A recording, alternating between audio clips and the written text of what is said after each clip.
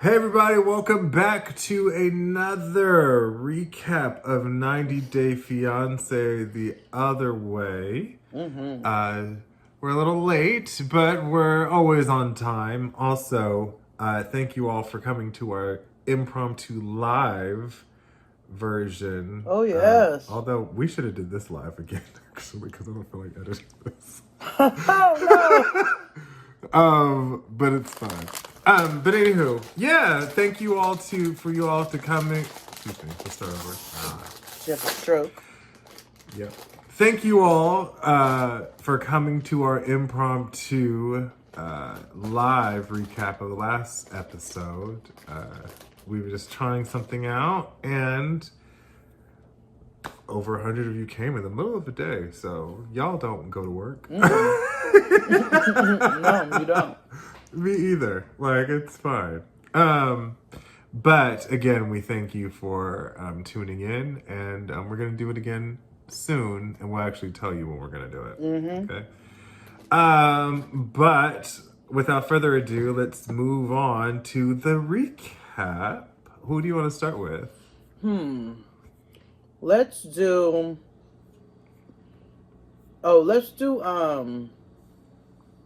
Tanya McQuad, Debbie, and Oussama. Oh, Tammy Faye Baker and Starving Artist.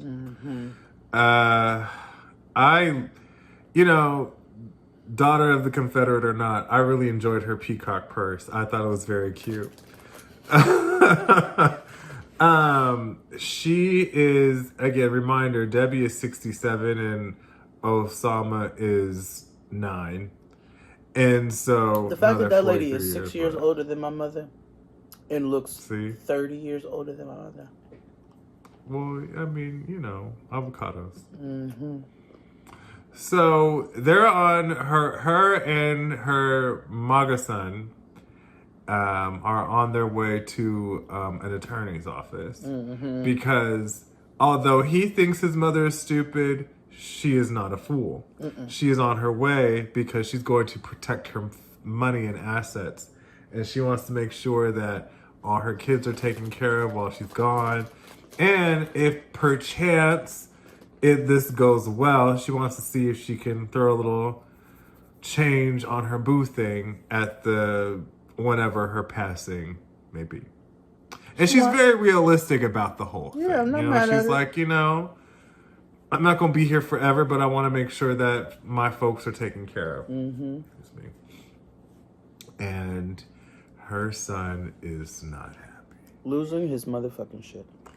He is having a meltdown. He is trying to do everything but say any type of racial epithets from 2001. He threatens to drop her ass off at a retirement center on the way to the attorney. Now, they do explain why he's not coming to America, and it makes perfect sense. She's too old. And INS is going to be like, this is clearly a scam. You doing what? Absolutely not. No, absolutely. This is stupid. No, you are using her, sir. You are never getting in on this soil, damn. America, fuck yeah. But no, and I get it. That's understandable. A little stupid, but whatever. I don't have time to talk about immigration law and how I think immigration law is stupid. I'm eating Fritos. Sorry. I'm hungry. I'm not judging you. It's fine. We're all human. We eat. It's YouTube. It's a mukbang. How about that? Oh, in that case. Not ASMR. Yeah. Oh, yeah, you're right. That's different. So anyway, her son continues to be rude at the lawyer's office. And the attorney does give concern, and she does provide her with the facts like, hey, listen, how sure are you this shit is gonna work out or not? And, as an attorney, you're supposed to give that advice like, well, hey, I could do my best to protect you here, but I don't know what happens internationally. Yeah, and that's valid. That's valid. She's like, I got your assets right on up in this state. But I can't speak for Yeah. elsewhere. Yeah.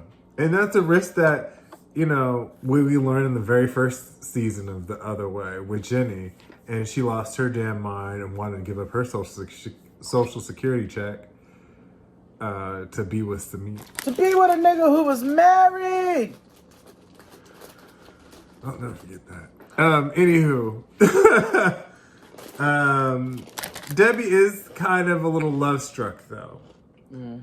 Because she's like, just let me live. I want to do whatever I want with my money. And she did say, now listen, I ain't stupid.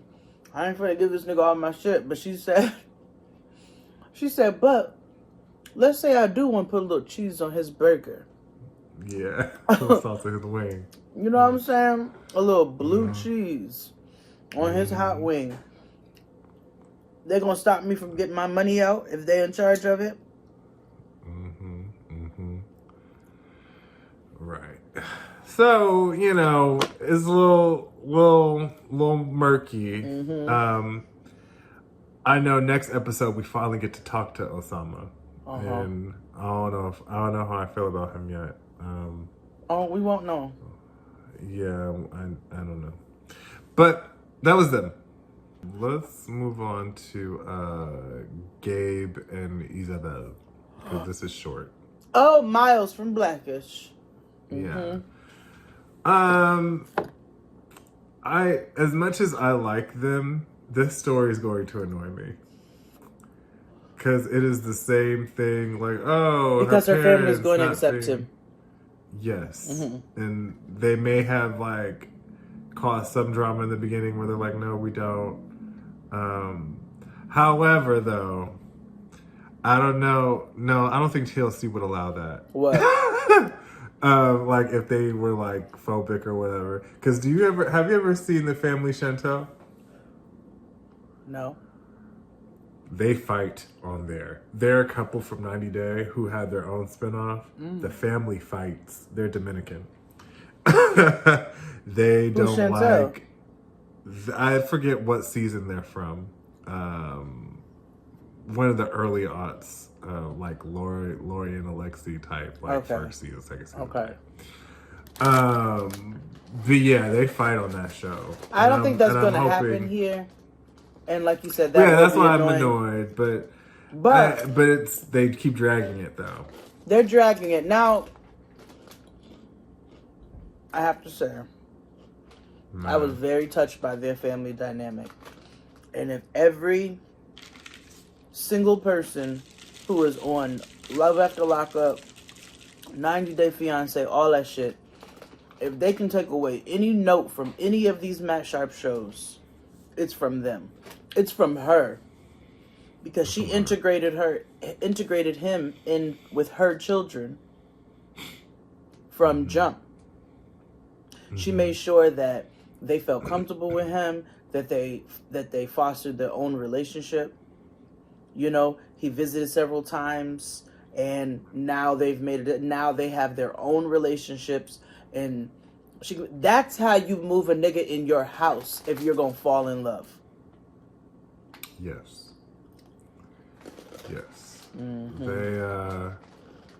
He has a good relationship with kids.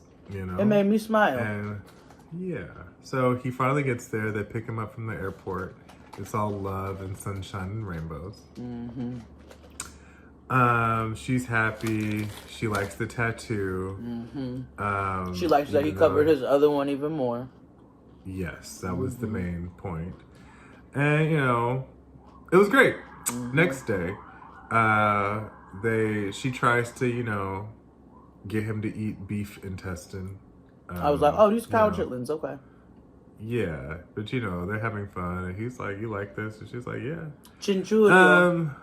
Yeah. And so he didn't know that Sarah, her daughter, knew that of his trans experience. And she was like, yeah, she found out first. She the one that told me. She was like, she knew with me because she was on Instagram. Yeah. Yeah, we was on the Instagram. Uh-huh. And he tells her that he actually wants to be the one to tell her parents and not her that he's trans. And she's like, oh, okay. Well, she was making it his decision if he even wanted to tell them at all. Yeah. And which I kind of felt was a bit of a cop-out. I don't feel the need for him to tell. But I whatever. don't personally think it is her parents' business to know, but if it is also important to him, which it's him who's pushing this. If it's important for him to share his trans experience with her parents, then also, I think it might be a means of protecting her too, because of the fact that like people talk, and if being trans is a part of his identity, and he showcases that and displays because he's a proud trans man, and so is on social media and stuff. And so if somebody finds his, social media entities or watch this show, they go run to her parents, and that's gonna make it way more complicated than it needs to be. So. Also, I wonder, it's not people's business. No. Which is why people need to stop asking people when they're going to have babies. Yeah. Because you don't know what's going on. And it's not your business. Like, let a nigga tell you and say congratulations. Right. You'll know when I give you the invite to the shower. To the baby shower. That's it. Oh, you saw Kiki had her baby? I did, and we thought it was a girl. I know you did. I know you did. I saw. And then I found out the baby's name was like Cleophas or something like that, and It's Leotis. She wanted to make sure that in case this entertainment shit don't go right, that he will get a solid trade. And he will. He will be the coldest HVAC worker you've ever seen in your life. Or she set him up for success as an NFL player. Like Marshawn Lynch. Yeah. LaDainian Tomlinson. That type of thing. Little Cleophas Palmer. Yeah. Exactly. Or whatever their daddy's last name is. Like, we don't need any more Jalen's. We don't need any more. What's the new ones? I don't have friends with younger kids. Y'all have tweens now. I know. But you know what I mean? Like, I don't know. What's the new nigga name now? Because it was Jalen. Jalen had it on lock for a long time. Jalen had it on lock. I know Mackenzie was one for the girls. Mackenzie and Madison was an era. Mackenzie and Madison. But that was still younger than us. Bailey's too. All Bailey's, like the bougie black Logan's. names. Yeah. What's the new? Yeah, I don't know what the wave is now with the Negro name. I don't know if we've gone back to Quans or anything like that. The Migos are all 30 plus. No. Yeah. Takeoff was 27, but also they're not Yeah, I don't know. I have to ask. Comment below what the new names on the block are. Yes, please. In our community. Anyway, that was them. Okay. Let's go with HLA. Hot lesbian action. Oh, Jeymi. I hate you for that. Jeymi and Kris. I hate you for that. HLA. Yeah. I hate you for that. Listen, I'm all for it. Queer it up. I'm tired of all this awful. Yes. I'm tired of all this awful heterosexuality on 90 Day Fiancé because they can never get it right. No. But then, And the best thing we've got so far are the queer couples. Yeah. On every iteration because hot gay dads. Yep. Gabe is out here being father of the fucking year. Yeah, Miles Johnson is doing it. Yeah. HLA is out here communicating and setting proper examples. Being Ellen and Portia de Rossi of Colombia. Yep. You know what I mean? Although Kris got a lot of shit going on, so let us tell you, right? Wait, what? So, oh, yeah. I just said Kris. Okay. So, the morning after, you know. Yeah. The morning after. That's what it was. They're cuddling and they're fuzzies. I was like, oh, they got done bumping coochies and said we cold. Mm-hmm. So. After going to the library, that's what they do.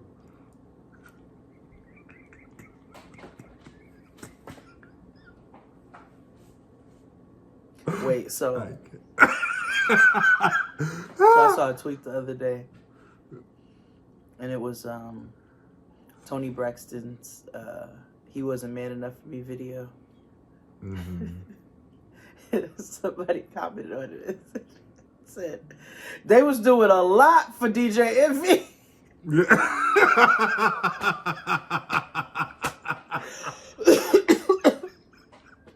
Nigga, when I tell you I choked, I choked.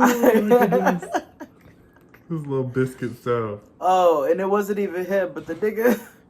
I know, it's the guy from I think it's her ex-husband. Mint Condition. Yeah, he was in Mint Condition. Yeah. Ooh, that cracked me up. Yeah, that was a hoot. So back to HLA. Yes. The night after, the morning after. It was good, apparently. There was. Jeymi goes, she goes, the sex. I was like, yes. Brava, good for y'all. Yeah, yeah. So, you know, Kris got her some wedding call stuff. Her that. I hate that so much. On my notes, it has the accent. Please. Because you know, if you're on the MacBook, you just hold the letter and the thing will go up. Kris and Jeymi. No, it's Kris and Jeymi. I'm honoring Jeymi. Okay, I don't give a fuck about Kris. You know, Kris. So, although Kris has an issue because she thinks Jeymi is poor, right? So she was like, I got her some wedding stuff. Shoes were cute too. I got her some wedding stuff because I wanted to pay for it. So she talks to us about this apartment situation. Because remember last time we talked and she was like, it's $100 more. Mind you, it's only like $600 or $500. I also was like, bitch, you act like she went out of budget like $400 up. Like, yeah, it's $100. Now, just granted, don't go out. I understand having conversations ahead of time and like making that the point, but also I was like, it was $100. And Jeymi had a point. Because the argument was, we need to have a full, honest conversation about finances and blah, blah, blah. And Jeymi was like, well, I didn't tell you that it was $100 more because I knew you were going to like this apartment. And you do, don't you? Because it has every American thing that you can't live without. That you asked for specifically. Right. So, neener. and like, she tells Kris, like, I'm on vacation. I have 30 days stacked up. Like, I work. And Kris keeps saying, well, I can cover the... Yeah, and Kris keeps saying, like, well, I can, I can still pay the bills and stuff. I'm like, no one's telling you to be the top girl. Like, she just told you, like, I work. It's not like I'm making pennies. Like, I'm making money. But you know what? There's another lesson in this. Sometimes these girls be trying to turn you into a stud, and you just and you don't realize you're assuming the position. So you think Kris is a stud? She's headed in that direction. That's fair. So, it's time for them to go to out in the public. I'm telling you from experience. Yeah. I looked up one day and somebody was trying to make me a stud. I said, you trying to make me a stud? And here I am just falling for it. See? Listen. It's a little dust. I just play Sprinkle some stun on it. Sprinkle some stun on it. It's like Tony Chachere's. We find out that Kris is allergic to mint, so these heifers mint, are definitely in each other's face. Shellfish. Yeah, she's allergic to everything. She's the little girl from Alabama that lived in a bubble. And I know it's terrible. Oh, damn, this is YouTube. This ain't Patreon.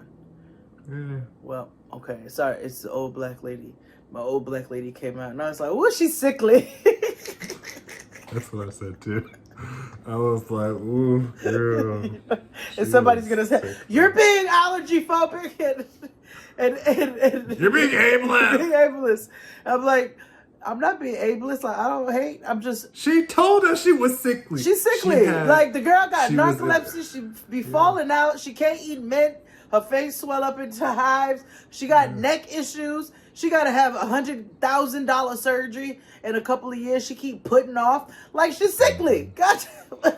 And mind you, she tells all of this to Jeymi at the pharmacy. In front of her. And she's buying toothpaste. And she's buying bubblegum toothpaste and lidocaine. Mm-hmm. Yeah, fucking lidocaine for her neck. Again, saying like, and also acted like she couldn't afford it. She's like, it's expensive. It can't be that expensive as fucking Tiger Balm. It's not that damn. I'm trying to figure out, is she living off the money strictly from selling her house, or like, how is this bitch making money? Because she be penny pinching like a motherfucker. I guess so. And remember, isn't she the one that got to fix up her bando, the one that burned down? Oh, remember, rental income. Yeah. Rental income. Yes, that's how she's making it. Yes. Okay, so maybe she penny pinching because of that. Maybe. Okay. All right. I don't know. But Jeymi is like, girl, what else is wrong with you? Jeymi's like, I didn't know she was this goddamn sickly. Right. I just signed up for that. You didn't tell me this in WhatsApp. Mind you, they was just in full bliss, walking down the street hand in hand. Cars is beeping, boop boop. Love is love. Amores. Like she, I guess Bogota is like very accepting, and so they don't have to be. It's very queer friendly. It's queer friendly. Good. I'm glad to hear that. So they only got to bask in this shit for about a 7-minute walk before she decided to drop every chronic illness that she got on the table. Every Oregon Trail illness over bubblegum toothpaste. She's like, well, eventually I'm going to have to get some rods stuck in my neck to hold it this way. And they're going to have to drill here, here, and here. And then it'll just keep my neck like this for about a year before. And she goes, and then after that, I'll be all good. But we don't have to worry about that right now. And Jeymi's like, so you pass out. I haven't even experienced that yet. You're allergic to motherfucking mint. Damn the mojitos. And now you telling me you about to wear a year-long neck brace after 100K surgery? Bitch, how do you drop all this on me right now? Right. What? Again, in public, at the pharmacy. Yeah. We should have had these conversations before on WhatsApp or Skype or whatever the fuck. Girl. This is why I don't understand what these people be talking about. You know what they be talking about. Because she even said it in a very demure way. She was like, we've always had Skype and the phone, but the experience in person is just out of this world. So I was like, okay, so y'all was sitting up here playing with your coochies online, but ain't nobody talking about the shit that needs to be talked about? Nope.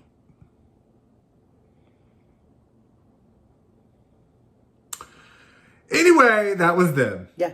Let's move on to Rishi and Jen. Walter Mercado. And Walter Mercado. And Indian Jesus. Yes. Shout out to the queen who picked up them cow pies by hand to set them out to dry for whatever purpose. You are a better person than I will ever be. Yeah. Anyway. My first note on here says, This cab driver don't give a fuck about nothing she's talking about. No. And why is she signing? No, not at all. So she's in India and she's on her way to where she's supposed to be or whatever, to her new crib. And she's concerned if the traction is still there because it's been a while.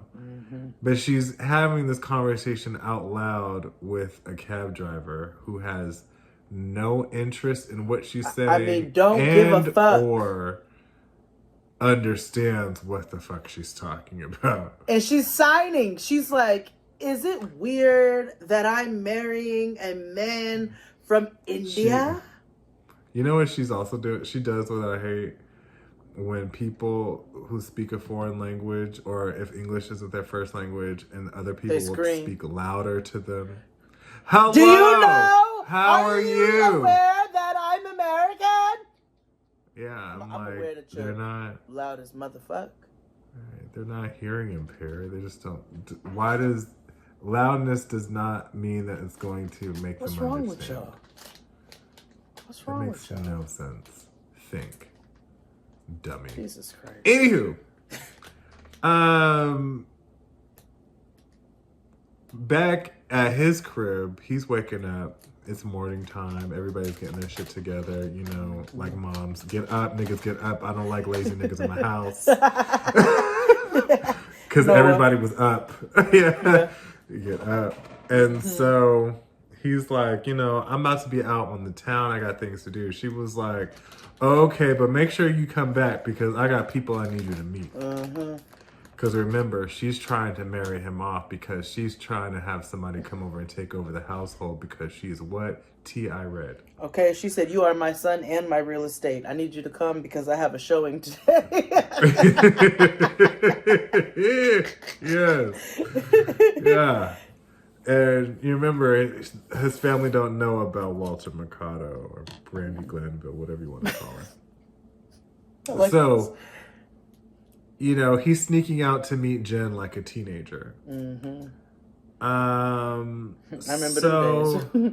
Oh, yeah, I got this thing all day. Pick me up here, behind here. Okay. I have tutoring. Anywho, they finally meet. And it's after 2 years. They haven't seen each other in 2 years. Right, and it's sweet, and they go to the apartment, and it's a decent apartment, nice size, but there's nothing in it. I mean, baby, when I tell you, nothing. Not a washcloth, a towel. That nigga left her. That nigga left her with nothing. No blankets, no sheets, no pillows, no nothing. No, nothing. Nothing. So they go out for chai, and he's trying to put the moves on her because he's like, this chai is not tastier than you. And she's like, that's sweet, but I'm putting, you know, a clinker on my clinker. She doesn't want a bone on the first night. She actually wants to wait until they are married. She's like, cause, you know, I've been giving you coochie for this long. And like, you know, I just want to make sure we have a little grounding in our relationship. And we doing this for all the right reasons and so forth and so on. And he's like, bitch, we've been fucking the whole time we known each other. But I waited 2 years for you, so I can wait. Now, yeah. And I don't know how smart it was to use such an American, like, metaphor. With the buy the milk and the cow. Exactly. Yeah, to somebody, to a culture who's, you like, deems a cow as sacred and holy. He's like, ooh, that sounds rich. Yeah. It sounds like a big blessing. You can get the cow for free. Really? He's like, ooh, think bigger, bitch. Think bigger, bitch. But he was like, why would I have milk? Or I already have a cow. He was like, not trying to understand, but he was like, okay. Meanwhile, he's also constantly checking his watch. Because he has curfew. Yeah. Because he's 17. Right. So he was like, all right, we could wait until marriage. Sure, whatever. I'm gonna tell her what she wants to hear. Oh, because yeah. he knows that she's. He's like, bitch, I'm gonna have them draws dropped in 1.5 days. But keep on. As soon as I take off my shirt. So, next day, he ain't, again, nothing was in the apartment. She's up here pissing and shitting without no toilet paper and shit and no soap. So she's just out here. No blankets or nothing. She cold. She's cold and shitty. Yeah. And he comes over and says, let's work out. Because what's better than doing intimate partner yoga with a shitty ass? Yeah. You know, shitty kitties. Ew. Stay together. That's what we call them in my community. So...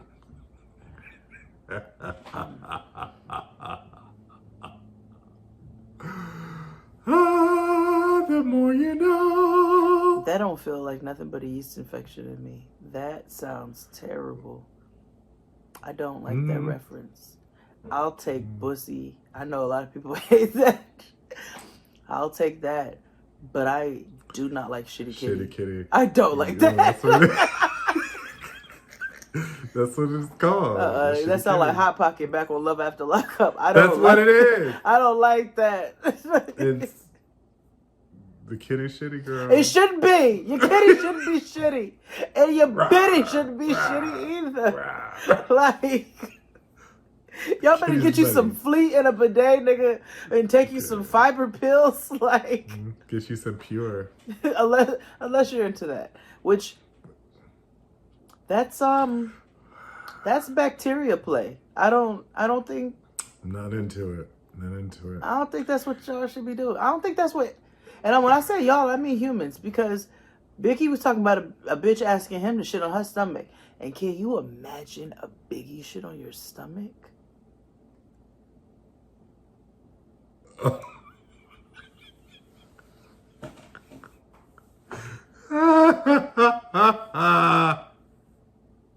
Oh my God.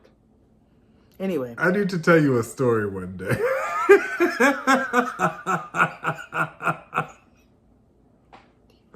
I didn't. You did. You let someone? No, I didn't. This has to be a Patreon story. You shitted on someone's stomach? No, I did not. Someone shitted on your stomach? We were in the moment, right? I was topping in that situation, and that person was not as prepared as they thought. And so it was a deluge of it after they were like, wait. And they rose, and it was like yeah. Right, like right there? Or did they make it to... No, they didn't. I was in college too, so there was no bathroom in my room. So it was just it was on me. And so they had to like rush, like they got a towel, whatever, they ran across and got themselves together. But they also left with shitty clothes, so. Did you ever speak to them again? No, I moved. Yeah. Because of that. No, I'm kidding. No. Well, no, I mean, it was funny. I didn't move. No, I did move though. No, they shitted on me. Like I think it was very much of a. Wait, you pulled out and then it like. I'm laying down, and thank God we're on the floor, right? We're on the ground because that's how it ended up, right? We're on the floor. I'm lying down. It's reverse cowgirl. They get up. Oh no! Oh, because they have to. They feel it coming. Oh. And then deluge. We're supposed to be talking.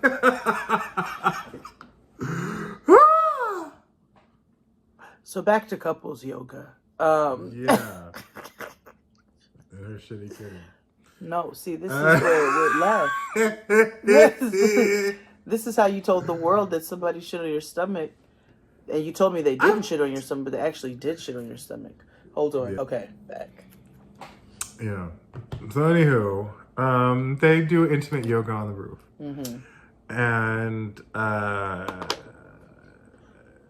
it was cool. Whatever. It's like intimacy building, whatever. Yeah, I wasn't mad at it. Then they just get to discussing things. Yeah. So then, to wrap this up quickly, she's like, have you been fucking other bitches, yes or no? And he hesitates and he's like, no, I've been offered, but no, I haven't, But we find out it's not that he's necessarily lying. We don't know. But he's like, I ain't fucked nobody, but I do feel bad because I haven't told her that my parents are trying to auction me off. Yeah, and that's more of a complicated story than... Because it seems like he's really into her, but it's culturally, it's a little bit difficult, right? So, now it's time because he wants to introduce her to his family. And so he takes her to get some Indian clothing. And... They're going sari shopping. Yes, and beautiful garments, but she thinks it's a little too much. And you can clearly see that this is a test to see if she can handle like Indian culture and stuff like that. And he also brought up the point, so they're sari shopping, and what we didn't know, we found out that she met his family 2 years ago at his sister's wedding, but didn't really like meet them. Because she was the friend. She was there as a friend. Now she's going to meet, but they didn't it was in passing. They at the wedding, everybody's having a good time. And Indian weddings be lit as fuck. But now he's like, you're going to be meeting them as my friend. And I just think in order to soften the blow, when I actually tell them, it would be better for you to like have more of a positive effect than anything else. Now, we have already learned with Ginny and Samit. Ginny became whole ass friends with Samit's mother. Whole ass homegirls, besties, BFF, signed my yearbook. KTT or KIT. But so that's not necessarily gonna make them accept her any faster, but he thinks that it will soften things. And then it just like escalated really quickly. Yeah, because she's bothered that he's hiding her. And she doesn't want to meet them now because she's kind of realizing like this culture thing isn't going to work. News flash. You already knew when you moved there that he was hiding you. You knew the job was dangerous when you took it. Dude. Which is commonplace because the next couple lost it. Honey. But that was them. All right. And Haitian Mahmoud. Yeah. Harry Styles and girls. Question mark. This storyline is so draining. Yeah, I hate her. I hate her. I have no sympathy. I have more sympathy for him. Well, I have more sympathy for his brother because he has to like deal with all this and listen to all their problems and shit and make them feel comfortable. I feel sorry for Fatima because she's gonna have to deal with her too. Like it's just a lot going on. Yeah. She's like just a fashionable wet blanket. I gotta tell you. Yeah, she is. Yeah. So they all at the crib. Right. Remember that she's home and she's, getting to know her. Welcome home. Cool, right? She's trying to look and see, check his phone and who he talking to or whatever. And he's like, chill. Like, I'm not doing anything. A little sketchy, but whatever. Yeah. Right. So, family time, all that happens. They finally get to bed.